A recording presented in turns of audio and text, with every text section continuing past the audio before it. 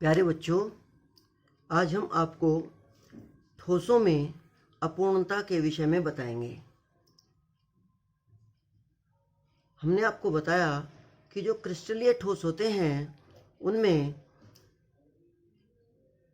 कणों की एक नियमित व्यवस्था होती है, किंतु आपको यह जानकर आश्चर्य होगा कि कणों की यह नियमित व्यवस्था केवल तभी संभव है जब ताप परम शून्य हो। यदि ताप परम शून्य से थोड़ा भी बढ़ जाता है तो क्रिस्टलीय व्यवस्था में कुछ न कुछ परिवर्तन अवश्य आ जाता है। इस प्रकार से इस परिवर्तन को ही क्रिस्टल में अपूर्णता कहते हैं।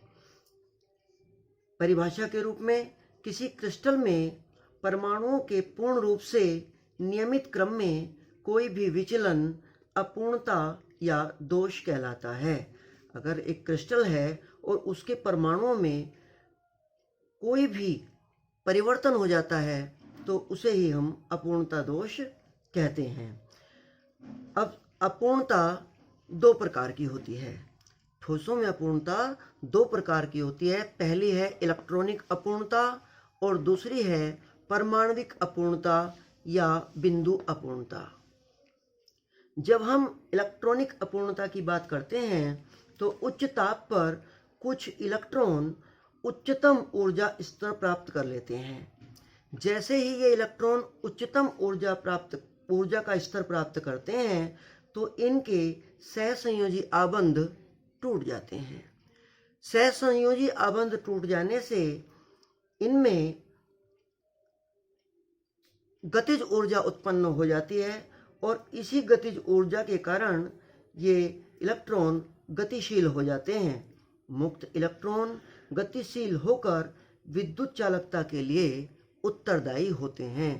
तो इस प्रश्न का उत्तर भी आपको मिल गया होगा कि किस प्रकार से कोई भी धातु गर्म करने पर इलेक्ट्रिसिटी का प्रवाह किस तरह से कर सकती है। उसका कारण है कि जब हम किसी धातु को गर्म करते हैं तो उसमें इलेक्ट्रॉन की गतिज ऊर्जा बढ़ जाती है। वो गतिज ऊर्जा इसलिए बढ़ती है क्योंकि ताप के बढ़ने से इलेक्ट्रॉनों के सहसंयोजी बंध टूट जाते हैं और सहसंयोजी बंधों के टूट जाने से गतिशीलता या गतिज ऊर्जा में वृद्धि के कारण इलेक्ट्रॉनों का प्रवाह होने लगता है। और हम सब जानते हैं कि इलेक्ट्रॉनों में प्रवाह होने से ही इलेक्ट्रिसिटी की उत्पत्ति होती है। दूसरी ओर जो परमाणविक या बिंदु अपूर्णता होती है उसमें परमाणुओं में अपने स्थान से विचलन होता है, चाहे वो नेगेटिव आवेश हो चाहे वो पॉजिटिव आवेश हो। अब इसमें दो प्रकार के दोष पाए जाते हैं। एक है शॉटकी दोष और दूसरा है फ्रेंकेल दोष। तो मैं सबसे पहले आपको शॉटकी दोष के विषय में बताऊंगा।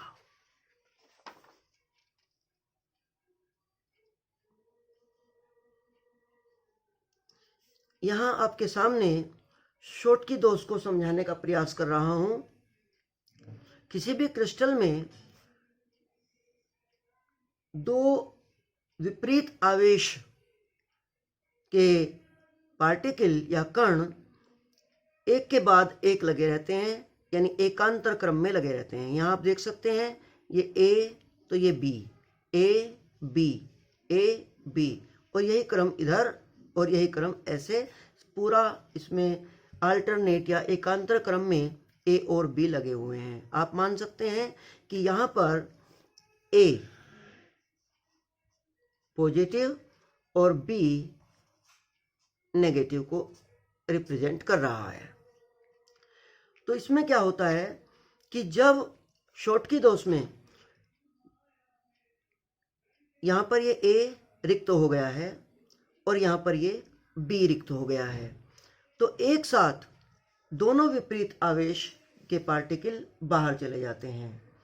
यह दोष क्रिस्टल के जालक बिंदुओं से धनायन तथा ऋणायनों के हट जाने के कारण होता है। इसमें वैद्युत उदासीनता तो बनी रहती है, परंतु ठोस पदार्थ का घनत्व कम हो जाता है।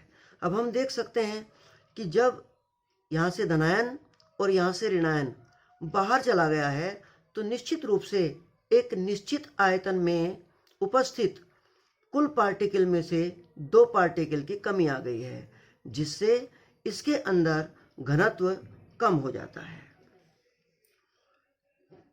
ये शॉटकी दोष रहा। तो शॉटकी दोष में हमने क्या पढ़ा कि इसमें धनायन और ऋणायन दोनों इलेक्ट्रॉन एक साथ निकलते हैं, जिससे उस पूरे क्रिस्टल में विद्युत उदासीनता बनी रहती है। इसके बाद दूसरे स्थान पर आता है फ्रेंकेल दोष।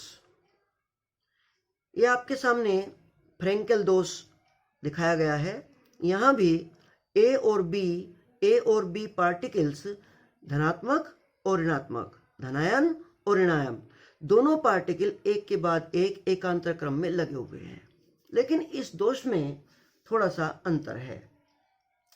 जब क्रिस्टल जालक में कोई आयन अपने निश्चित स्थान से हटकर अंतराकाशी स्थान पर आ जाए और उसका मूल स्थान रिक्त ही रहे, तब इस प्रकार का दोष उत्पन्न होता है। इस दोष में ठोस के घनत्व में कोई अंतर नहीं आता है। यहाँ आप देख सकते हैं कि यहाँ एक धनायन ए का पार्टिकल स्थित था और ये ताप बढ़ने के कारण अपना स्थान छोड़ के यहाँ से इस अंतराकाश में चला गया है। तो निश्चित रूप से एक निश्चित आयतन में उपस्थित जितने भी हमारे बिंदु थे उनमें कोई परिवर्तन नहीं आया है। परिवर्तन आया है तो केवल इतना कि इसकी संरचना में थोड़ा सा परिवर्तन हो गया है कि ये अपने मूल स्थान से, मूल बिंदु से छोड़कर थोड़ा सा दूसरी ओर को खिसक गया है। इस दोष को हम फ्रेंकेल दोष कहते हैं। तो इन दोनों दोषों में जो मुख्य अंतर है, अब हम उसको पढ़ेंगे। जहाँ तक शॉटकी दोष की बात है, तो शॉटकी दोष में धनायन और ऋणायन अपने जालक स्थानों से पूर्णतया हट जाते हैं और हमारा जो क्रिस्टल है वो उदासीन रहता है। जबकि फ्रेंकेल दोष में एक आयन अपने जालक बिंदु को छोड़कर अंतराकाशीय स्थान में चला जाता है। यहाँ पर घनत्व में कोई परिवर्तन नहीं होता है। इसके पश्चात शॉटकी दोष में धनायन और ऋणायन लगभग समान आकार के होते हैं। इसमें आकार में भी कोई परिवर्तन नहीं आता है। जबकि फ्रेंकेल दोष में ये उन क्रिस्टलों में पाया जाता है जिनकी उपसहसंयोजन संख्या निम्न तथा धनायन का आकार ऋणायन से कम होता है। तो ये अंतर हम दोबारा समझ सकते हैं कि जो शॉटकी दोष है उसमें धनायन और ऋणायन दोनों के आकार समान होते हैं, जबकि फ्रेंकेल दोष में धनायन और ऋणायन का जो आकार है उसमें धनायन का आकार ऋणायन से छोटा होता है। शॉटकी दोष में रिक्तियां बन जाती हैं, जिससे क्रिस्टल का स्थायित्व बढ़ता है, किंतु विद्युत चालकता भी बढ़ जाती है। इस प्रकार से जो फ्रेंकेल दोष है, इस दोष के कारण क्रिस्टल का स्थायित्व घटता है और विद्युत चालकता बढ़ती है।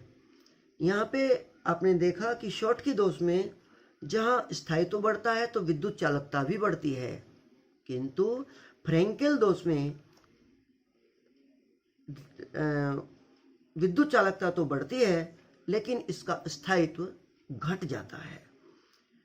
तो इस प्रकार से हमने आज अपने ठोसों में विभिन्न प्रकार के दोषों को पढ़ा। अपूर्णता के दोषों को पढ़ा। अपूर्णता दोष 2 प्रकार के हुए, इलेक्ट्रॉनिक अपूर्णता दोष और दूसरे परमाणविक अपूर्णता या बिंदु अपूर्णता दोष। इसमें हमने शॉटकी दोष और फ्रेंकेल दोष के बारे में पढ़ा। शॉटकी दोष को आप एक बार फिर से देख सकते हैं कि इसमें जो हमारा क्रिस्टल है उस क्रिस्टल में धनायन और ऋणायन दोनों परमाणु या कण एक साथ बाहर निकल जाते हैं, जिससे इसके घनत्व में परिवर्तन आ जाता है दूसरी ओर, और इसकी चालकता बढ़ जाती है। वहीं फ्रैंकेल दोष में हम देख सकते हैं कि इसमें केवल कोई भी धनायन ऋणायन अपना स्थान छोड़कर अंतराकाश में चला जाता है, जिससे इसकी चालकता तो बढ़ जाती है परंतु इसके घनत्व पर कोई परिवर्तन नहीं आता है। आशा है आपको ठोसों में अपूर्णता, उसके प्रकार और शॉटकी तथा फ्रैंकेल दोष भली प्रकार से समझ में आ गए होंगे। धन्यवाद।